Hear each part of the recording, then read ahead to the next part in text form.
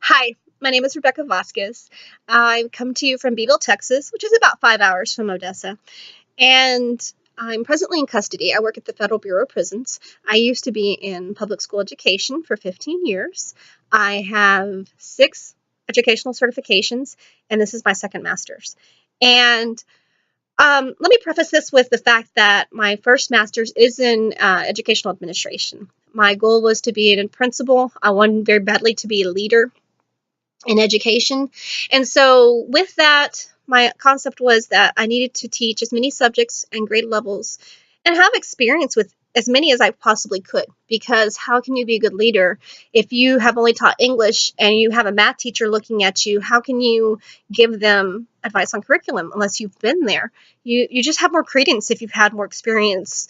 And it could be experience going to conferences and presenting. And it could be the most recent research or whatever the case may be, whatever your interests are, to be that kind of leader. Now, circumstances being what they are, I'm a single mom and with 3 girls, and working at the Federal Bureau of Prisons provides certain career opportunities that provide the income and benefits that I need and my girls need.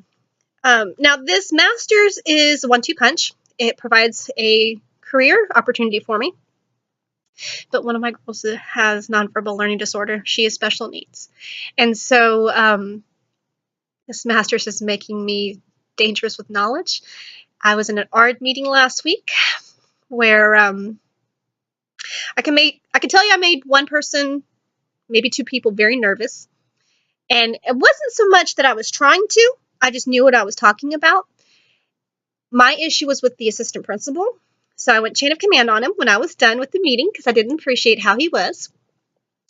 Um, and I love her teachers. My daughter's teachers are team kid all the way. And everything that I wanted to do for leadership in education, that's what it really came down to. It should be about the children. It should not be about, do we have the resources? Don't tell a parent of a special needs child that. I was told that last week. We don't have the resources. We can't do it. You just said, what? I'm not going to make my teachers do extra work. He said that too. So, I know my child is a challenge, but the challenges she faces with her special needs, she suffers. So who has to be her advocate? Me. And I know because I do have a brother who's dyslexic and I've had nieces who've had special needs.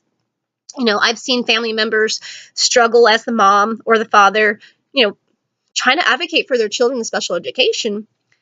I always knew as a teacher that when you see a parent getting hot under the collar, it's because they don't feel like you're on their team.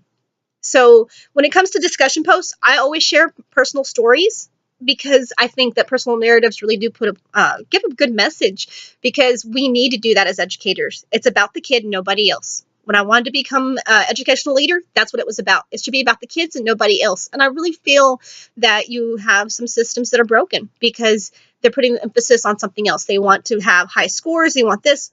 That's all fine and good, but that should not be the ultimate goal. The ultimate goal is what is best for the kids. Sometimes you need to think outside the box. Sometimes you need to find other experts to pull in. Whatever it is you need to do, saying that you're not going to do this and just, the buck stops here. That's not what education should be about. So, on a personal level and on a career path level, this master's is beneficial to me. And so when I'm not taking classes and going to work and taking care of my kids, I will make quilts and make paintings and make jewelry. I'm a little crafty person. Stay pretty busy. And I'm always learning. I'll be picking up a new book or I'm just highly curious about so many things. And never shy about asking questions. And, that does drive some people nuts, when you're like, what about this? What about this? Because they don't like it that you're pointing things out. But we always should. We should always be pushing that envelope. So I don't mind being the squeaky wheel. I think of myself as a parent fighting for my child. And then I think about those parents who don't have the resources I do, with family members who work in special education and, having people who will show up with me to an ARD to get what's best for my child. Not everybody has that. So if I'm the squeaky wheel, good things will happen. Change changes will happen that should be there in the first place. So that's pretty much me. Fun fact though, I will eat ice cream for breakfast. I have a friend who keeps teasing me about that. I'm like, yeah. And you know what's funny? He tried it out the other day. He's like, I took 2 bites. I'm like, it was good, right? Which leaves me with my last note. You know, education can be such a stressful career. So take care of yourself. It's probably my hardest lesson for myself is that we do need to take care of ourselves, and it can be, you know, something small. Like, you know, I'm not saying ice cream every day.